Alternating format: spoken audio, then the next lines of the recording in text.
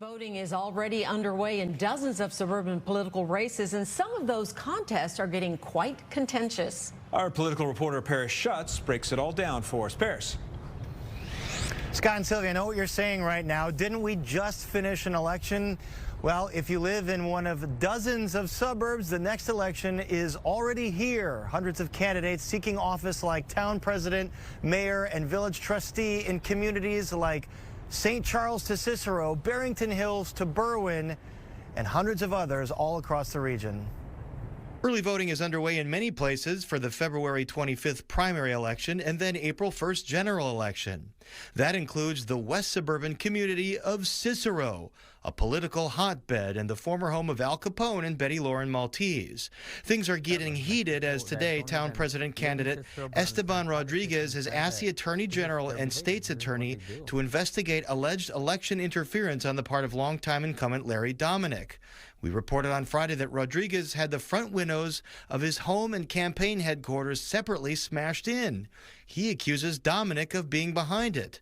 A Dominic-aligned voter group muses that Rodriguez might have orchestrated it himself to get attention.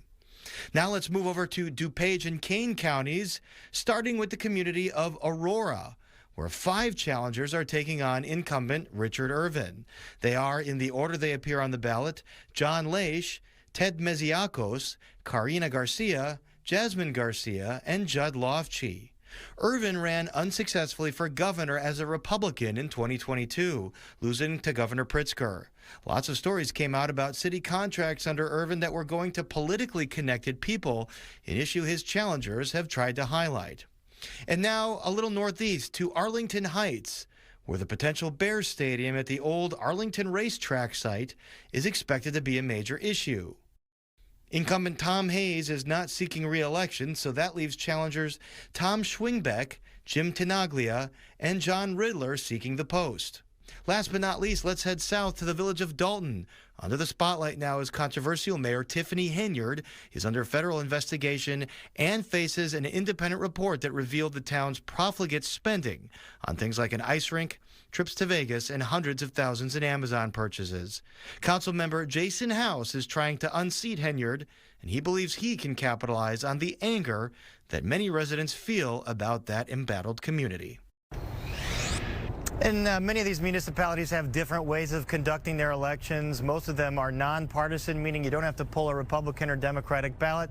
You vote in the primary election, and if nobody gets more than 50%, then 2 people go to the runoff in the general. Or in the case of Aurora, the 2 top vote getters, regardless of how much they get, will go to the general election April 1st. And we have the complete list of candidates and towns where the election is happening right now on our website, fox32chicago.com. Tonight, a candidate for the president of the town of Cicero was targeted overnight. Police say someone threw a concrete block through the front windows of his home and campaign office. WGN's Shannon Halligan has details. The town election is just over 2 weeks away, and candidate Esteban Rodriguez said this was an act of intimidation. Security cameras captured the moment someone threw a rock through the front window of Esteban Rodriguez's home.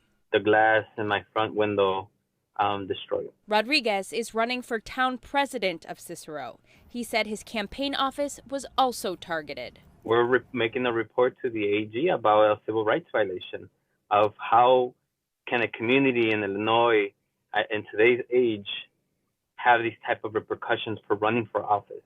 It was just a week ago that Rodriguez joined other local leaders speaking out against immigration enforcement raids. Today, Cicero is the most vulnerable community in our state.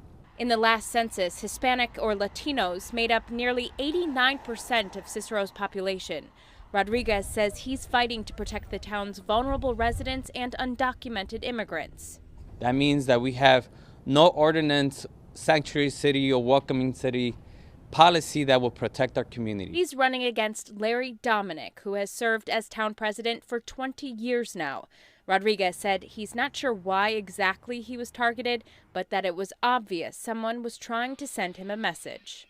Ultimately, I am the target, and I am the individual that is not looked well upon because I'm challenging people's power that they've had and held on for many, many decades. Despite the damage and threat, Rodriguez said this isn't acceptable and he's not backing down. People can disagree with my policies or what I'm trying to implement or take CICERO to the next direction, but when it comes to violence, that's a steep attack towards my own safety. We reached out to Town President Larry Dominic about his opponent being targeted. He said the CICERO police are professionals who take every crime seriously and that they are investigating this. In the newsroom, Shannon Halligan, WGN News.